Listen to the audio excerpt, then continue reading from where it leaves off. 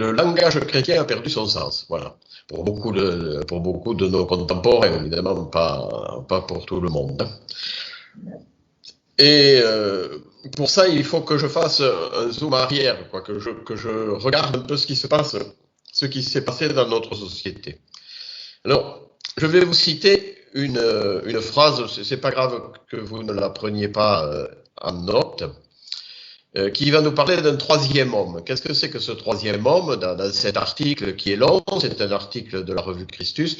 Le troisième homme, pour lui, c'est, disons, le premier homme pour lui, ce sont les chrétiens traditionnels qui veulent surtout qu'on reste fidèle à la tradition. Le deuxième homme, c'est plutôt les chrétiens qui disent il faut que l'Église change parce qu'il faut qu'elle s'adapte au monde d'aujourd'hui et que cette adaptation est quelque chose de très important. Et puis, il y a un troisième homme, justement, c'est ce troisième homme qui a tendance à devenir majoritaire. Ce troisième homme, c'est celui qui est au-delà de tout ça, au-delà du traditionnel et du réformiste. Voilà. Alors, voici la phrase que je vais vous lire. Donc, user toutes ses forces, les forces de l'Église, il parle, user toutes ses forces en des réformes de structure revient à passer à côté de ce troisième homme. Pourquoi? Parce que ce troisième homme, il n'en est plus à se demander s'il faut maintenir ou s'il faut transformer, mais il s'interroge au plus profond de sa foi sur le sens qu'elle peut avoir aujourd'hui. Voilà, ce troisième homme, il s'interroge sur le sens que sa foi peut avoir aujourd'hui dans son quotidien, dans les relations qu'il entretient avec ses semblables. Et donc l'article, la question continue. Si l'on y prend garde, si on refuse de voir cette évidence, le détachement à l'égard de l'Église, qui est largement commencé, ira en s'accentuant. Alors d'après vous, de quand date ce propos? Ce propos date de 1966. 1966. D'ailleurs, son auteur, qui était un jésuite, François Roustan, a eu des problèmes pour avoir écrit cet article-là, qui, je crois, était un article visionnaire. C'est-à-dire qu'il avait bien vu dans ses relations cette question de l'évaporation du sens, si vous voulez, du langage religieux. Alors, vous voyez que je suis assez fou pour essayer d'aborder cette question très complexe, qui me dépasse, évidemment, mais je ne suis pas assez fou pour penser que je vais la résoudre. Donc, à la fin de l'exposé, je ne vous donnerai pas une solution, je vous mettrai simplement devant cette difficulté, cette évidence, enfin cette évidence, peut-être pas évident pour vous d'ailleurs, pour moi ça me paraît une évidence, en tout cas devant cette difficulté de dire mais qu'est devenu le vocabulaire chrétien et pourquoi la parole chrétienne pour certains, est une parole insignifiante. Alors, mon premier point est paradoxal. Il y aura plusieurs paradoxes. Je mets notre réussite devient notre échec. Notre réussite, parce qu'au fond, on réussit pas mal de choses, mais cette réussite, bien souvent, devient notre échec. Je m'explique. Vous faites la catéchèse pour les enfants. Vous accompagnez des adultes en catéchuménat. Et pour la plupart d'entre vous, je suis sûr que vous le faites bien, que les enfants sont contents, que les familles vous disent « Ah ben c'est formidable ce que vous faites parce que vraiment, mon enfant accroche, il est content, il découvre ça, il est heureux de préparer sa première communion ou sa confirmation, etc. » Donc, on est dans un succès. Hein, on voit que notre parole, elle est entendue. Mais, une fois la première communion ou un peu plus tard faite, bien ces familles disparaissent. Ces mêmes familles qui nous avaient dit que c'était bien ce qu'on faisait, ben voilà, elles ont vécu cela, ça semble leur suffire. Voilà. Quand je fais un mariage, un baptême, des obsèques, la plupart du temps, j'ai un peu d'expérience, les gens me disent c'était très bien mon père, mais la préparation c'était formidable, le CPM, tout ça. Bon, mais si je leur dis, mais est-ce qu'on va vous revoir après? Ah bon, La question paraît absolument saugrenue. Pourquoi continuer après? Cette question-là, vous retrouvez aussi avec les catéchumènes. Dieu merci, certains des néophytes, des nouveaux baptisés, restent dans la communauté chrétienne, mais beaucoup s'en vont. Pourquoi? Parce que c'était pas bien ce que vous avez fait? Non, c'était très bien ce que vous avez fait. Mais voilà, ça s'ancre pas. Voilà.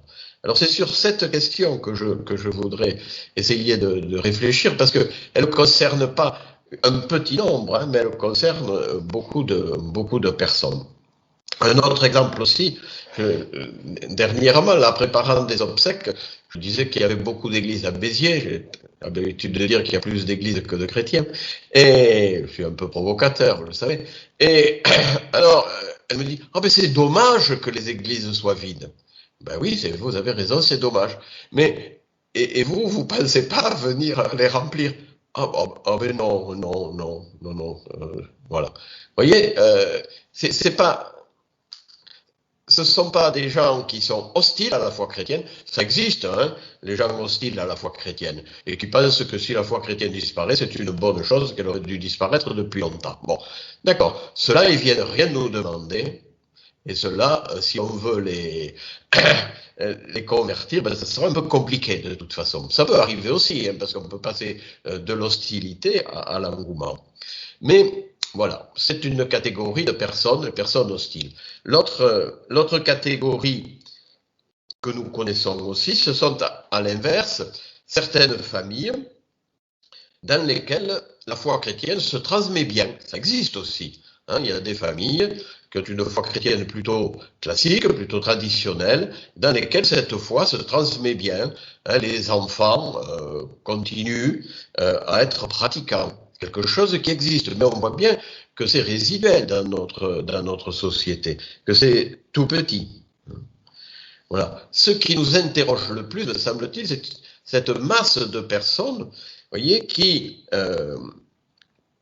nous demandent quelque chose, qui ont une vision sympathique de la foi chrétienne, qui se rappellent de leur catéchèse d'enfance, qui était grosso modo une bonne catéchèse. Il pourrait y avoir aussi quelques mauvais souvenirs, mais pas tant que ça, mais qui disparaissent des radars, qui ne viennent pas participer à la communauté chrétienne, et donc ils ne font pas vivre l'Église. Et donc, pour nous qui sommes attachés à l'Église, ça nous pose un problème. Qu'est-ce que l'Église est en train de devenir? Alors, si vous êtes en ville, vous êtes peut-être dans une communauté chrétienne qui est encore vivante.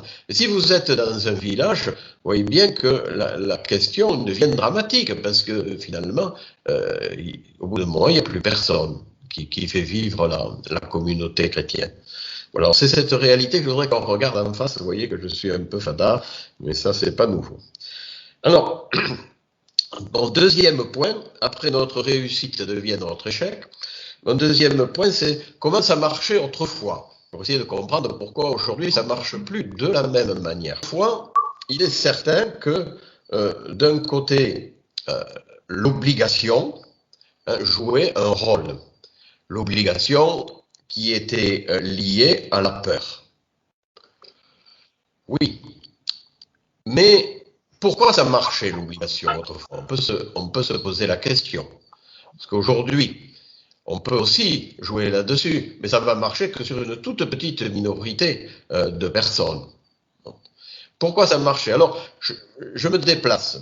Je me déplace du côté de l'obligation scolaire. Vous savez qu'en France, c'est obligatoire d'éduquer ses enfants. On peut le faire à la maison, mais enfin, il n'y en a pas beaucoup qui choisissent cela. L'obligation scolaire en France, grosso modo, est respectée. Elle est respectée aujourd'hui. Ça n'a pas toujours été le cas. Pourquoi elle est respectée aujourd'hui? Parce que dans notre culture, dans la culture que partagent beaucoup de parents, eh bien c'est important d'aller à l'école.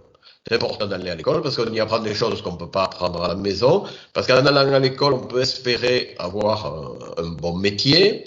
Et donc la plupart des parents pensent que c'est important. Et du coup, l'obligation les aide. Si l'enfant ne veut pas aller à l'école, ah oui, mais mon chéri, c'est obligatoire. Voilà.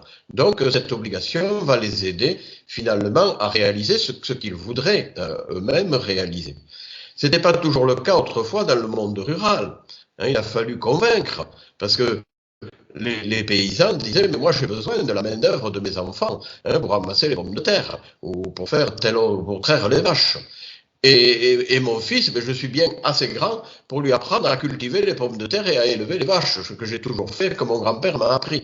Autrement dit, dans le monde rural, dans lequel on ne pensait pas que l'école apportait quelque chose de décisif, eh bien, ça a été difficile d'imposer l'école républicaine. Alors, je reviens à l'Église.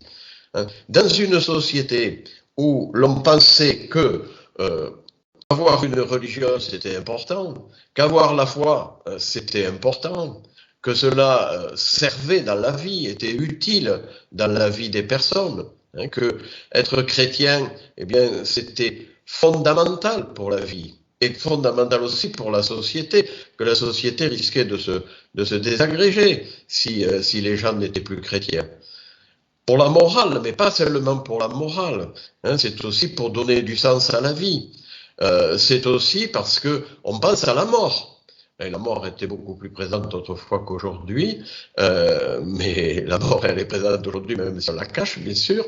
Qu'est-ce qu'on devient après la mort? Alors c'était important de recevoir les sacrements de l'Église pour être auprès de Dieu et pour accéder à la vie éternelle. Voilà, il y avait cela dans la culture. Dans la culture de beaucoup de nos contemporains, on pensait que le religieux, c'était quelque chose de très important, que c'était très important dans la vie. Et dès lors, l'Église pouvait donner des obligations, pouvait faire peur aussi, jouer sur la peur. Ça marchait, si vous voulez. Mais pourquoi ça marchait? Ça marchait parce que c'était soutenu par une culture. Or, aujourd'hui, c'est justement... C'est la seule chose que peut-être il faut retenir de mon exposé. Aujourd'hui, c'est ce fondement social qui manque, si vous voulez. C'est-à-dire dans la mentalité globale de la société, le religieux n'est plus au fondement. Le religieux n'est plus fondamental. Peut-être est-ce la première fois dans l'histoire de l'humanité que ça arrive. Généralement, les historiens pensent que dans toute l'histoire de l'humanité, le religieux a été au fondement de la société. Alors, pas le religieux chrétien partout, évidemment. Les religions traditionnelles, etc., ont été au fondement de la société. Voilà. Et aujourd'hui, il semble que cela soit remis en cause. Et donc ça replace le religieux d'une manière complètement différente. Le religieux, donc, qui était le fondement et qui était le lien aussi. Vous voyez, on pense souvent le religieux comme ce qui relie les gens entre eux, ce qui les relie à Dieu, ce qui leur permet de faire église, de faire société.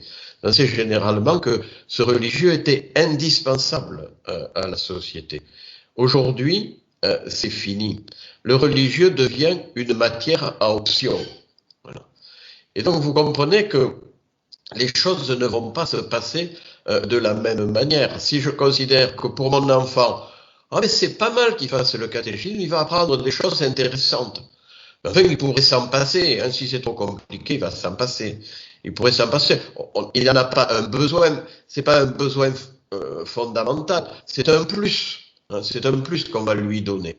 Vous voyez que, au lieu d'être dans les fondations de la maison, le religieux, il est dans l'agencement intérieur de la maison.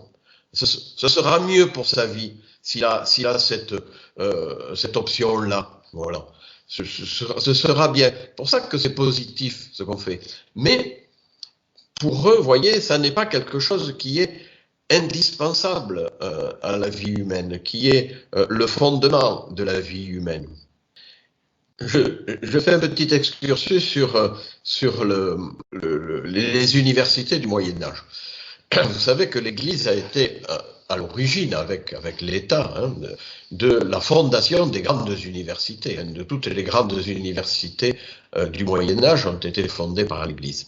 Quel était le cursus universitaire dans ces facultés? Le cursus commençait par la théologie, évidemment. On commençait par la connaissance de Dieu.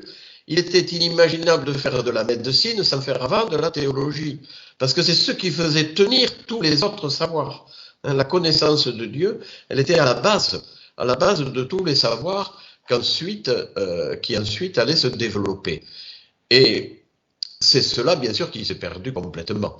Et puis oui, non seulement c'était la base, mais c'est ce qui faisait l'unité. Comme ça donnait du sens à la vie, ça donnait du sens aussi à la recherche universitaire. Les universités du Moyen-Âge étaient de très haut niveau culturel. Il ne faut pas les mépriser du tout. Mais pour eux, le religieux était vraiment au fondement, et c'est ce qui justement a disparu. Et aujourd'hui, on a des savoirs qui sont éclatés. C'est un des problèmes d'ailleurs de l'éducation nationale. C'est difficile. Aujourd'hui, on fait d'un côté de la littérature, de l'autre côté des sciences, etc. Et qu'est-ce que c'est qui fait l'unité de tout ça? Qu'est-ce que c'est qui donne sens à la vie? On ne le sait plus très bien. Voilà. Y compris dans les écoles catholiques, où finalement, mais parce que c'est difficile aussi. Je ne suis pas du tout dans la critique, là, j'essaie de comprendre ce qui se passe. Eh bien, on essaie de faire ce qu'on peut, mais finalement, l'instruction religieuse ou la catéchèse ou la culture chrétienne, c'est une matière parmi d'autres. Il n'est pas bien sûr que ce soit la matière qui relie le tout. Ça serait un peu compliqué.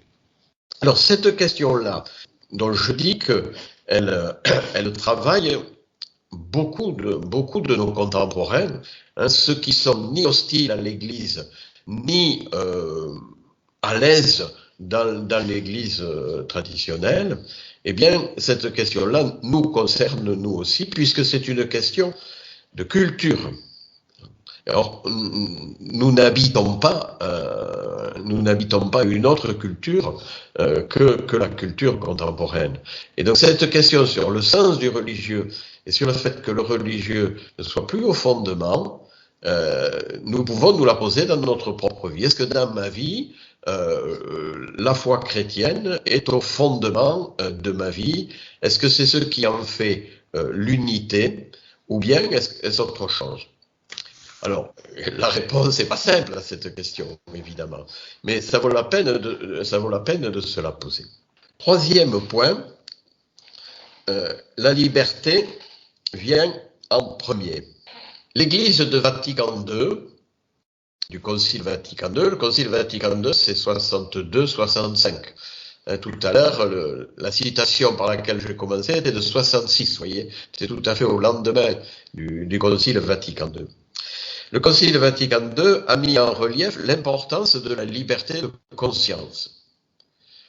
Et ça a été très compliqué pour les pères du Concile pour arriver à s'entendre, pour exprimer d'une manière juste ce qu'est la liberté de conscience, bien que cela renoue avec une tradition ecclésiale très ancienne. L'Église, en ses débuts, évidemment, a revendiqué la liberté de conscience, jusqu'aux martyrs, pour certains, qui ont voulu affirmer leur foi contre le pouvoir établi qui les refusait comme chrétiens. Cette liberté de conscience vous paraît probablement quelque chose d'évident. Ça ne l'a pas été dans toute l'histoire de l'Église. Voilà. Évident pourquoi? Pourquoi ça nous paraît évident? Parce que nous pensons que nous ne pouvons pas croire en Dieu, que nous ne pouvons pas l'aimer, que nous ne pouvons pas le suivre, si ce n'est volontairement. On ne peut pas aimer sous la contrainte. Alors, liberté de conscience, oui, mais vous voyez que cette liberté de conscience, tant que on est dans une société majoritairement chrétienne, ça va être plus facile d'exercer notre liberté de conscience dans le sens où va presque tout le monde. Ça va être plus facile de dire, ben oui, moi je choisis d'être chrétien si autour de moi il y a beaucoup de gens qui font ce même choix. Si au contraire, autour de moi, les gens font un autre choix ou pas de choix du tout, eh bien, ça va m'être plus difficile. Ça va demander à l'individu, aujourd'hui, beaucoup de choses pèsent sur l'individu, qui doit décider du sens de sa vie, etc. C'est lourd et beaucoup ne peuvent pas le porter d'ailleurs. Donc, ça va demander beaucoup d'énergie à l'individu de dire, est-ce que je choisis d'être chrétien, même si ça me met en décalage par rapport à mes contemporains. On peut ajouter à cela que la notion de liberté, l'Église dit toujours que la liberté de conscience est première, mais que cette conscience doit être éclairée, évidemment. C'est-à-dire que je ne peux choisir que si j'ai essayé suffisamment d'éclairer mon choix. Aujourd'hui, la liberté ressemble beaucoup à la fantaisie. Pour beaucoup, la liberté, c'est pas cette faculté de pouvoir choisir ce qui est le meilleur pour moi et pour les autres. Cette faculté de prendre totalement ma responsabilité humaine pour construire ma vie et construire la vie des autres. Mais la liberté est souvent la revendication fantaisiste. Moi, je veux m'habiller comme ça, tel autre veut s'habiller autrement, etc. Je veux avoir tel loisir ou tel autre loisir. Vous voyez que là aussi, on passe du fondamental au superficiel. La liberté qui est la liberté de choisir sa vie et de la construire, donc très proche de ce que j'ai défini comme le religieux, ce qui est fondement. La liberté devient la fantaisie, c'est-à-dire la décoration de ma vie, quoi. Non plus le fondement, mais la décoration de mon existence. Quatrième point, vous voyez que je vous fais languir pour arriver au point, on va dire, mais qu'est-ce qu'on peut faire aujourd'hui? Comme je ne sais pas ce qu'on peut faire aujourd'hui, c'est un peu compliqué. Bon. Mais je vous donnerai quand même quelques pistes qui me semblent intéressantes. Quatrième point, donc, le monde vu à travers la science et la technique. Si vous voulez, nous regardons le monde à travers la science et la technique, majoritairement. Donc, ce qui domine dans l'éducation que reçoivent les enfants aujourd'hui, dans l'éducation que nous avons reçue aussi comme adultes, c'est un regard du monde dominé par la science et par la technique. Et d'ailleurs, à l'école, ce sont les matières nobles. Ce n'était pas du tout le cas autrefois. Les matières nobles aujourd'hui sont les matières scientifiques. C'est à partir d'elles qu'on sélectionne un certain nombre d'élèves qui seront les meilleurs. Et alors, on comprend que ce soit le cas, puisque les progrès de ce type de connaissances, les progrès de la connaissance scientifique et technique sont énormes dans notre monde. Ils sont tellement importants qu'ils ont envahi tout le champ de la connaissance. Bon, je ne détaille pas, vous le savez, dans tous les domaines, à l'infiniment grand, à l'infiniment petit, y compris dans le domaine de l'humain. On regarde son cerveau, sa psychologie, des approches psychologiques qui sont de l'ordre de la science aussi, la science et la technique. Donc, vous voyez, ce savoir a tendance à tout envahir, et ce savoir est tellement vaste d'ailleurs que personne ne peut prétendre avoir tout ce savoir scientifico-technique, d'où le règne du spécialiste, de l'expert, voilà, c'est le mot que je cherche, le règne de l'expert. Vous savez ce que c'est qu'un expert? Un expert, c'est celui qui sait presque tout sur presque rien. Voilà. C'est-à-dire qu'il y a une connaissance très pointue, mais dans un domaine extrêmement étroit. Vous voyez que c'est le contraire du religieux, qui prétend être ce qui unifie, ce qui tisse des liens entre les choses.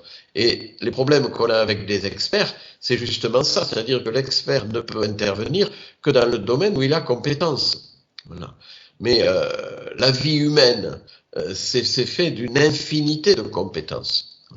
Et c'est justement cette question de l'unification qui est notre problème. Voilà. Donc la science et la technique sont présentées comme si elles pouvaient tout expliquer, tout comprendre. On sait que c'est pas vrai, mais on fait comme si quand même la plupart du temps. Et donc, ce qui ne relève pas de ce type de connaissance, eh bien, est relégué un peu à la marge.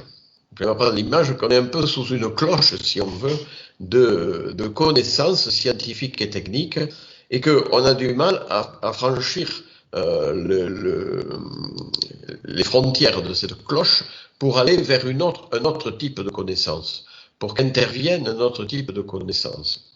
Et donc on peut dire la chose suivante, me semble-t-il.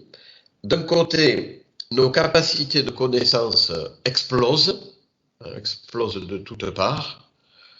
On peut connaître des milliers de choses. En plus, elles sont à portée de main avec un clic d'ordinateur, un clic sur l'ordinateur. Mais d'un autre côté, je crois que notre connaissance se rétrécit en se limitant à ce que nous pouvons observer en laboratoire.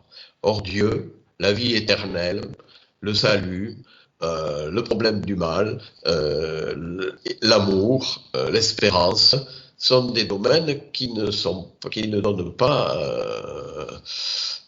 cours à une analyse dans un laboratoire. Donc toute cette dimension spirituelle de l'être humain est tranquillement marginalisée par la culture. Et d'où le langage religieux que nous essayons de mettre en place, vous voyez, est un langage qui a du mal à transformer les personnes, à être accueilli par les personnes et à les transformer. Donc c'est mon 5e point, mais c'est un petit résumé, je crois. 5e point, le sens du langage chrétien s'évapore pour beaucoup.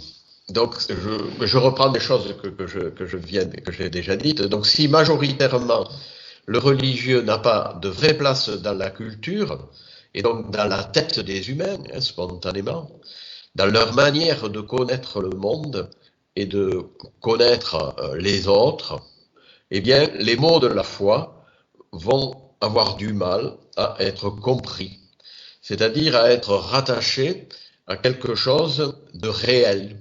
Est-ce que nous parlons de quelque chose de réel quand nous parlons de Dieu, de la grâce, de la spiritualité, du salut?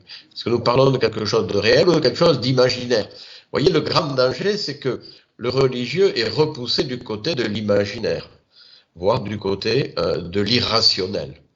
Or, évidemment, nous résistons à cela. Nous pensons que c'est aussi réel, c'est parler d'une réalité aussi forte, même plus forte, de parler de Dieu que de parler du soleil ou que de parler du Covid. Voilà. Donc, c'est là que l'on touche le problème. Voilà. Et quand je dis que le sens s'évapore, ça veut dire que pour beaucoup de nos contemporains, ils sont ni pour ni contre, comme disait Coluche, je suis ni pour ni contre, bien au contraire. Ils sont ni pour ni contre et ils s'occupent d'autre chose. Voilà. On a d'autres choses à s'occuper que de s'occuper du religieux. Alors, qu'en est-il pour chacun d'entre nous? Donc, j'ai déjà posé cette question. Je crois que pour nous-mêmes, à la fois, nous résistons à cela, sinon vous ne seriez pas là en train de m'écouter, je pense. Il nous semble indispensable, je crois que vraiment c'est une conviction qui nous habite, je crois que je peux le dire nous là sans que ce soit artificiel, c'est qu'il nous est impensable de réduire l'être humain, de ne pas lui donner une dimension spirituelle, cette dimension de fils et de filles de Dieu, de fils et de filles bien-aimés de Dieu. Il nous semble impensable et c'est à cela que nous résistons à la culture contemporaine, hein, de ne pas donner à l'être humain sa dimension d'éternité. Et donc nous sommes d'une certaine manière dans une position de dénonciation, hein, des limites de cette culture. Ça ne veut pas dire que on soit contre tout, bien entendu. C'est pas cela la question. Et en même temps, donc, puisque nous sommes dans ce monde, puisque nous sommes touchés par cette culture, hein, eh bien, le questionnement, le doute s'insinue en nous. Et nous avons besoin de mieux comprendre pour nous-mêmes déjà les mots de la foi. Et quand nous disons « je ne sais pas comment l'expliquer aux enfants », mais ce n'est pas le problème des enfants de l'expliquer aux enfants, c'est que vous ne savez pas comment vous l'expliquer à vous-même déjà. Et c'est normal. Et c'est normal parce que justement, ce sont des choses qui nous dépassent. Et donc nous avons besoin de reprendre le vocabulaire religieux et de le confronter à notre expérience religieuse. Parce que une chose est ma manière d'exprimer la foi, les mots que j'utilise pour exprimer la foi, et autre chose est d'exprimer mon expérience de foi, mon vécu de foi. Alors, évidemment, si nous n'avions pas un vécu de foi, même s'il est chaotique, même s'il comporte des interrogations, etc., si nous n'avions pas un vécu de foi, nous ne serions pas à essayer de l'exprimer à des enfants ou à des adultes pour que ceux-ci éventuellement adhèrent à cette foi que nous proposons. Alors, sixièmement, ce que vous attendez tous, quelques pistes pour exister comme chrétien et comme catéchiste dans ce monde-là. Alors, nous y existons de manière pas simple, c'est pas facile, voilà, hein, c'est pas facile, et ça nous fait souffrir, voilà. Et il faut que nous acceptions cette souffrance parce que nous n'avons pas, ça c'est ma conviction, bien sûr, nous n'avons pas la solution. Et donc, il nous faut travailler dans ce monde qui nous pose bien des soucis, qui nous pose bien des problèmes. Et dans une église qui n'est pas aussi vivante qu'on voudrait, pas aussi missionnaire qu'on voudrait, mais au moins comprenons ce qui se passe, voilà, pour ne pas se donner des culpabilités qui sont complètement inutiles. Vous voyez, j'ai commencé par 1966. La situation de l'Église en 1966, aucun de nous n'en est responsable. Voilà. Déjà, beaucoup d'entre vous n'étaient pas nés en 1966, et ceux qui étaient nés n'étaient pas très grands, n'avaient pas eu le temps déjà de marquer l'Église. Donc, voilà. Donc la question vient de plus loin que nous, et ça sert à rien d'être dans une accusation mutuelle. Alors, je fais petit a, petit b, petit c, etc. Alors, petit a, la fidélité. Voilà, pour dire quelque chose d'important, c'est que rester fidèle, c'est tout à fait essentiel. Même si ce sont ceux qui sont restés fidèles qui sont accusés toujours, évidemment. Hein. La faute, si ça ne marche pas bien, c'est ceux qui sont restés. C'est pas la faute de ceux qui sont partis ou de ceux qui sont jamais rentrés. Je le dis quelquefois pour les prêtres. C'est les prêtres qui sont restés fidèles qui sont responsables, évidemment. Ceux qui ont quitté le ministère, ceux qui ne sont pas rentrés au séminaire pour devenir prêtres, évidemment, ceux-là ne sont pas coupables. C'est que ceux qui ont été fidèles qui sont coupables. Bon, tout ça pour dire ça avec un grain d'humour. Donc, rester fidèle, c'est extrêmement important. Nous n'avons pas toutes les solutions, voilà, mais nous sommes là, voilà. Nous n'occupons pas toute la place, hein, il ne s'agit pas d'occuper toute la place, mais d'être là et d'être un chrétien actif dans notre communauté chrétienne. Et si nous sommes là, c'est parce que nous croyons que la foi chrétienne est d'une richesse inouïe, même si cette richesse n'est pas reçue, et nous voulons en témoigner aujourd'hui de cette richesse inouïe de la foi chrétienne. Voilà donc une hymne à la fidélité, même si nous sommes fidèles différemment, avec nos sensibilités religieuses, pastorales, etc. Mais c'est déjà important d'être là, d'être fidèle. Petit b, connaître l'expression, il nous faut connaître l'expression traditionnelle de la foi. je, je vais dire qu'il nous faut chercher la manière d'exprimer la foi pour aujourd'hui. Mais nous ne pouvons pas exprimer la foi pour aujourd'hui si nous ignorons complètement la tradition de l'Église, parce qu'on va dire n'importe quoi. Et si c'est pour dire n'importe quoi, il vaut mieux se taire, comme vous le savez. Alors vous voyez qu'aujourd'hui se développent des courants traditionnalistes, plus ou moins affirmés. Et vous comprenez pourquoi. Parce que pour certains de nos contemporains, en voyant cette situation très compliquée, ils disent mais gardons le dépôt de la foi. Et c'est une attitude tout à fait respectable. Ne cherchons pas à exprimer autrement, mais gardons le dépôt de la foi, transmettons à nos jeunes la foi traditionnelle de l'Église, n'allons pas chercher ailleurs. Il faut être dans une position de résistance à la culture contemporaine. Voilà. C'est une position qui est tout à fait estimable. Il faut bien le voir. C'est peut-être eux qui maintiendront la foi plus longtemps que nous. Moi, je ne le sais pas, vous voyez, parce qu'on ne sait pas de quoi sera fait demain. Voilà. Et sûrement ces familles traditionnelles, voire traditionnalistes, parce qu'il y a tout un champ là, vont jouer un rôle très important à l'avenir, parce que elles maintiennent une tradition chrétienne qu'il faut maintenir. Voilà. Donc on a besoin un peu de tout le monde, même si on n'est pas tous d'accord. On n'est pas obligé d'être tous d'accord, mais je crois qu'il faut essayer de se comprendre mutuellement, ce qui d'ailleurs n'est pas difficile. Voilà. Alors ce n'est pas mon choix, moi, ce n'est pas mon choix. Mon choix, c'est plutôt d'essayer de dire la foi dans la culture contemporaine, comme l'Église l'a fait à plusieurs reprises dans son histoire. Vous savez que quand l'Évangile, je fais un petit excursus, mais quand l'Évangile est arrivé dans le milieu grec, dans le monde romain qui parlait grec, eh bien on a posé à l'Évangile des questions que l'Évangile n'abordait pas. Est-ce que le Christ est de même nature que le Père ? Est-ce que le Christ est vraiment Dieu et vraiment homme? L'Évangile ne posait pas les questions comme ça. Mais le milieu grec qui a reçu l'Évangile a posé ces questions-là et a mis des siècles pour essayer de mettre au point un langage religieux qui convienne, qui exprime l'Évangile dans la culture de leur temps. Et c'est ainsi que quand vous dites le credo à la messe, surtout celui de Nicée-Constantinople, vrai Dieu né du vrai Dieu, lumière né de la lumière, engendré non pas créé, vous voyez bien que c'est pas le langage de l'Évangile que vous avez là. C'est un autre langage.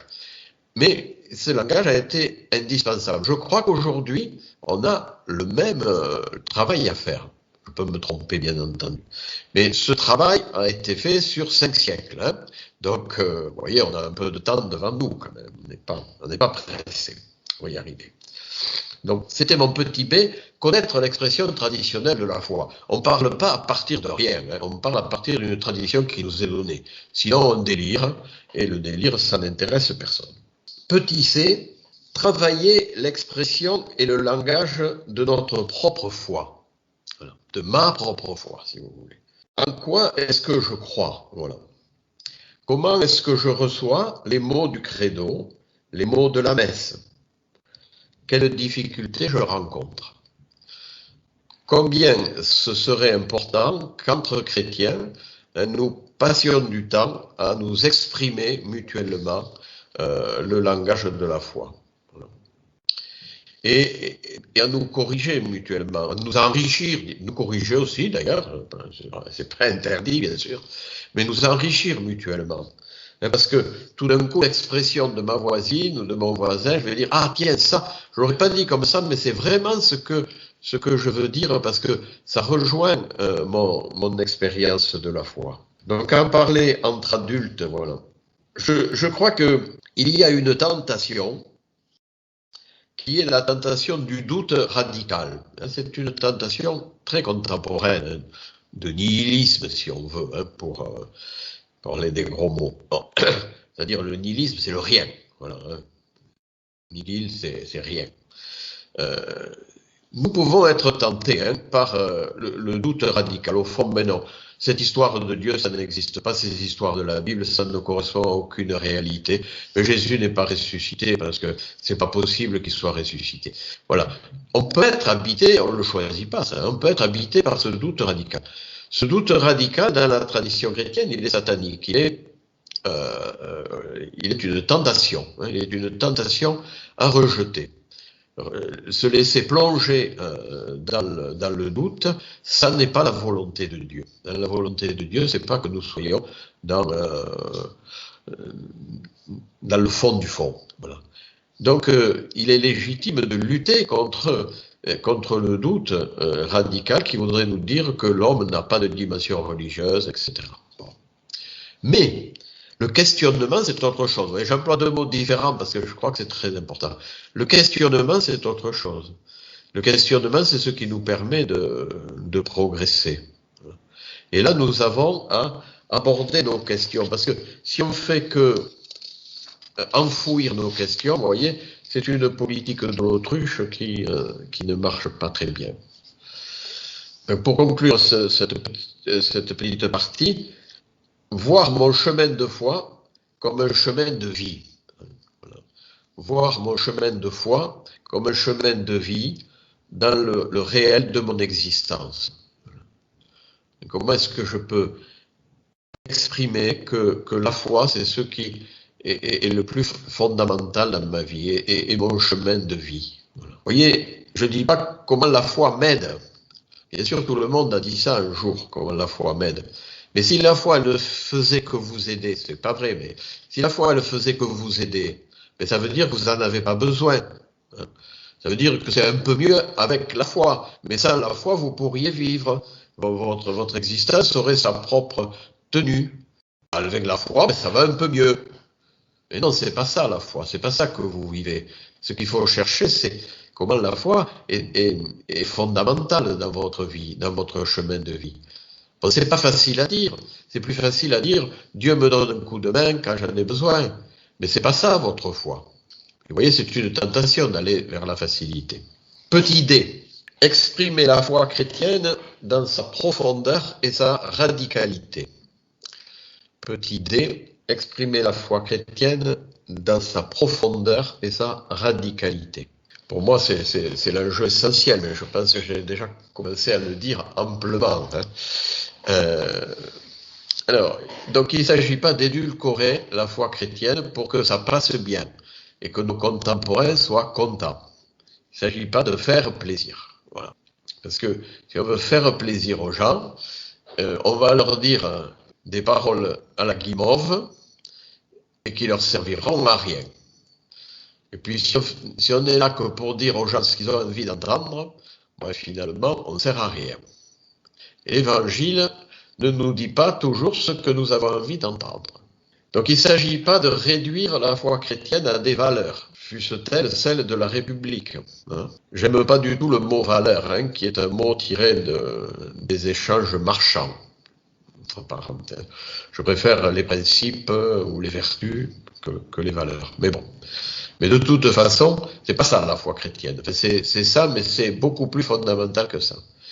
Il ne s'agit pas de réduire la foi chrétienne non plus à une morale. Hein. Surtout à une morale naïve et passe-partout. Si Jésus est venu pour nous dire qu'on est plus heureux quand on s'entend bien que quand on se casse la gueule, franchement, il n'avait pas besoin de se déranger, on l'aurait trouvé tout seul. Hein. Voilà. C'est autre chose que nous avons à dire, ça, quand même. C'est pas faux non plus de dire qu'il vaut mieux savoir se pardonner, être moins violent, etc. D'accord. Mais ça, les païens en font autant. On n'a pas besoin de nous pour se limiter à cela. Et ça, c'est un refuge facile dans lequel on peut aller rapidement. Donc, dans notre enseignement, dans nos échanges, il nous faut essayer de toucher au fondement, c'est-à-dire ce sans quoi nous ne pouvons que dépérir. S'il n'y a pas de fondement, tout s'effondre. Donc, notre annonce de la foi doit toucher là, devrait toucher là. Elle le fait d'ailleurs, mais Peut-être il faudrait qu'elle le fasse mieux et davantage. Donc vous voyez que j'en reviens au début de mon exposé. Qu'est-ce qui s'est passé? C'est que le religieux s'est désagrégé comme fondement. Et c'est ce qu'il nous faut retrouver. Quand c'était évident pour tout le monde, il n'y avait pas besoin de le dire, que le religieux était au fondement, si vous voulez.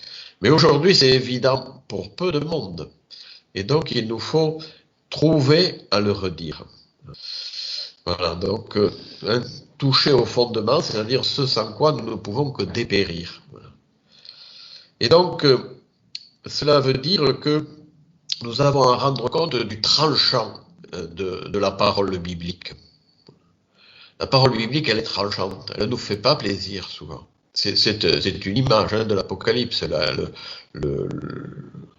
parole comme glaive qui va trancher. Alors le tranchant de la parole de Dieu, ce n'est pas d'abord un tranchant moral, les bons d'un côté, les méchants de l'autre. C'est pas d'abord ça. C'est un tranchant existentiel, c'est-à-dire qui touche la possibilité que nous avons de perdre notre vie, de la gâcher ou de la sauver. C'est à ça que touche la parole de Dieu. La parole de Dieu, avant de nous dire le bon comportement, elle nous dit, mais qu'est-ce qu'il faut pour vivre? Que notre vie ne soit pas un échec, que notre vie ne tombe pas en ruine. Voilà.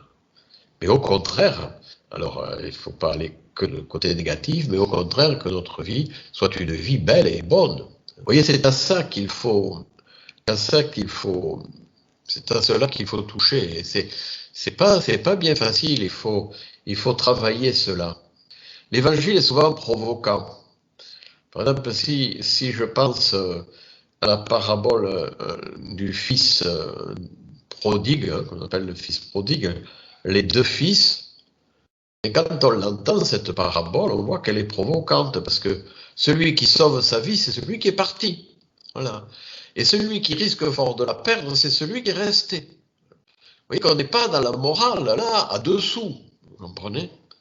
C'est celui qui a tout quitté, qui a pris l'héritage, qui l'a gaspillé avec des filles, mais qui est revenu vers son père. C'est celui-là mon fils était mort et il est revenu à la vie. Voilà, nous dit la parabole. Vous voyez, on touche à ça, à cette question-là qui est vitale pour notre vie humaine. Mais au fond, nous le savons bien tous. Et pourquoi vous craignez pour vos enfants? Vous craignez pas simplement qu'ils attrapent le Covid, mais vous craignez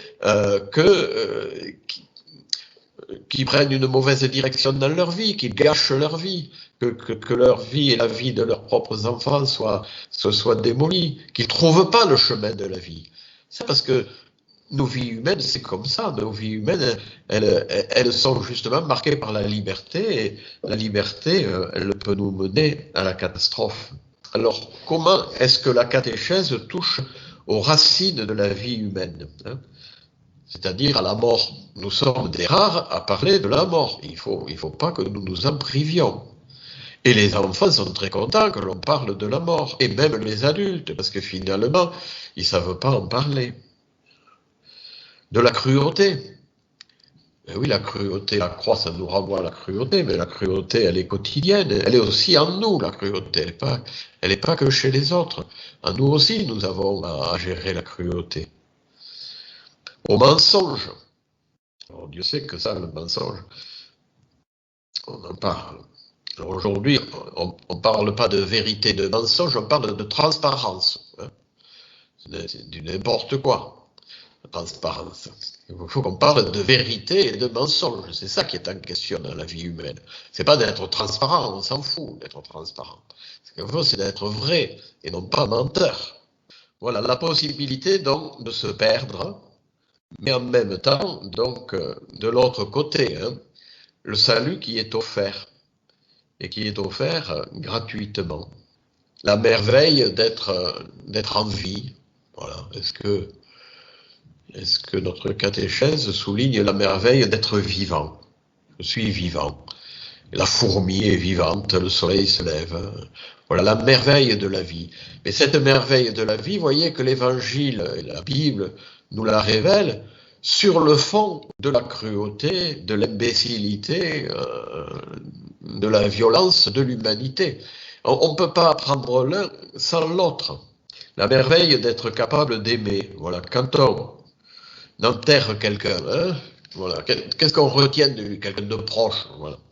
Qu'est-ce que je vais retenir de lui? Est-ce que je vais retenir de lui qui me laisse un bel héritage?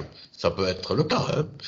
Ou est-ce que je vais retenir de lui la relation que j'ai eue avec lui et dans laquelle je me suis construit?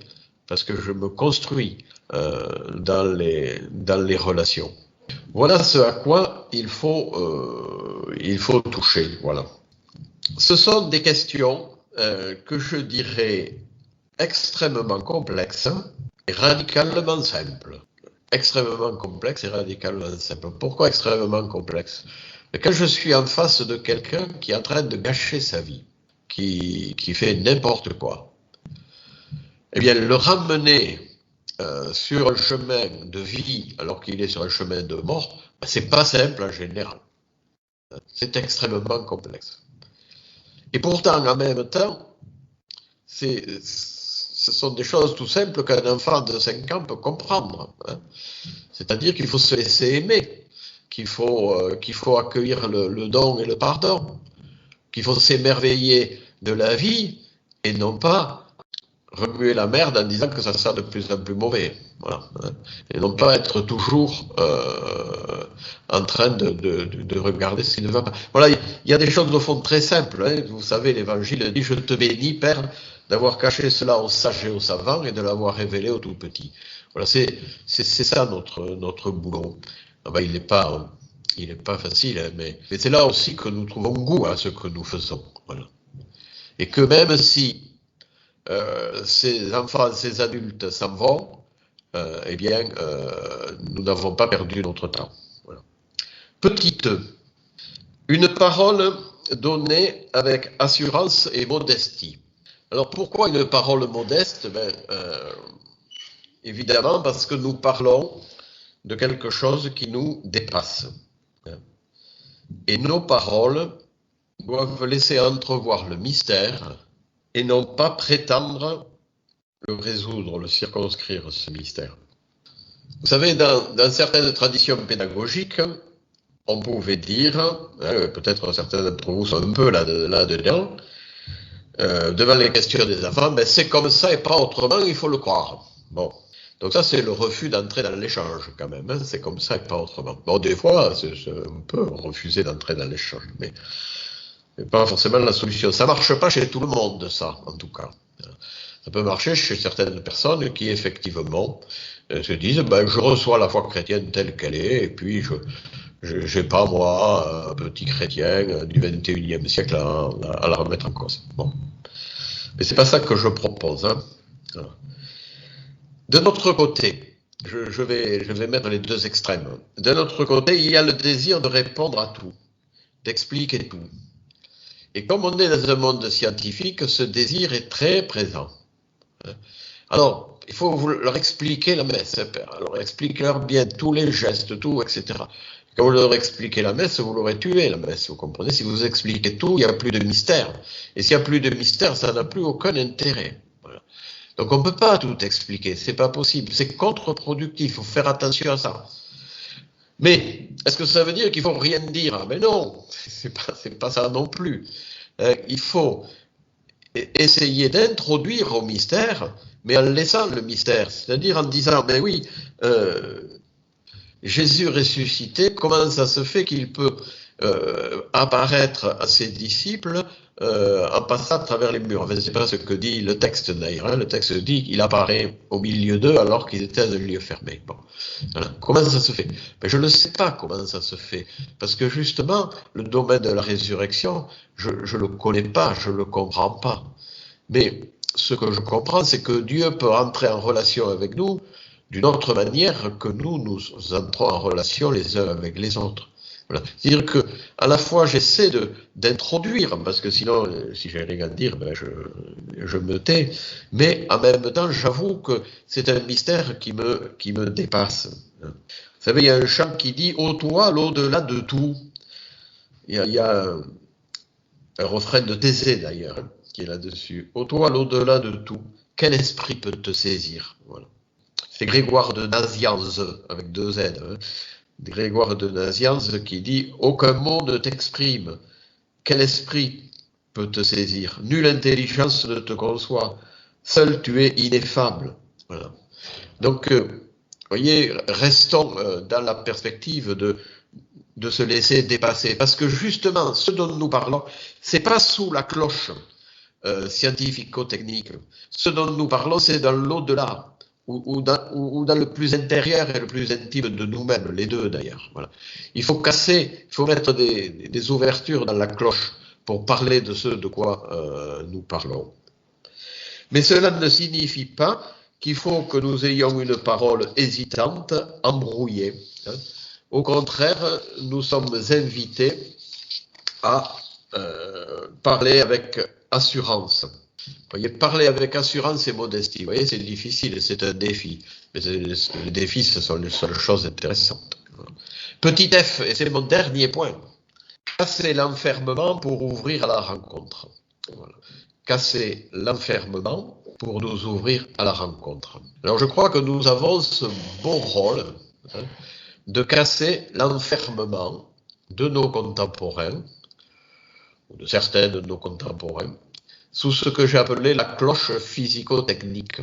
Casser l'enfermement sur une humanité, n'est-ce pas, qui serait purement matérielle, pour révéler ce qui surgit d'ailleurs, ce qui vient de plus grand que nous, de plus lumineux que nous. Et c'est cela notre rôle. Dans la culture d'aujourd'hui, dire que la spiritualité surgit. D'ailleurs, on le voit, hein, elle surgit d'un peu partout, parce qu'il y a en même temps une recherche spirituelle, bien sûr, mais qui est éclatée, qui part dans tous les sens. Nous, peut-être, nous avons la chance de nous situer dans une tradition, voilà, qui nous donne de la solidité, de la continuité. Même si elle est lourde aussi quelquefois cette tradition, mais au moins elle donne de la solidité, si vous voulez, elle évite de partir dans tous les sens. Voilà. Nous sommes désarmés, hein, car notre désir est bien que les personnes rencontrent le Christ et se laissent guider par lui. C'est cela que nous voulons. Et pour cela, nous sommes désarmés. Pour expliquer le credo de Nicée-Constantinople, nous ne sommes pas désarmés. Il suffit qu'on apprenne un peu, qu'on bosse un peu, et on va pouvoir expliquer le credo de Nicée-Constantinople.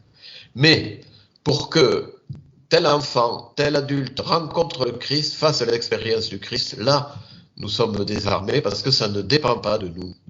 Nous ne pouvons que donner les conditions pour que cette rencontre se passe, mais nous ne maîtrisons rien. Mon exposé a essayé de vous indiquer quelques conditions qui peuvent peut-être, si Dieu le veut, faciliter cette rencontre. Je vous remercie de votre attention.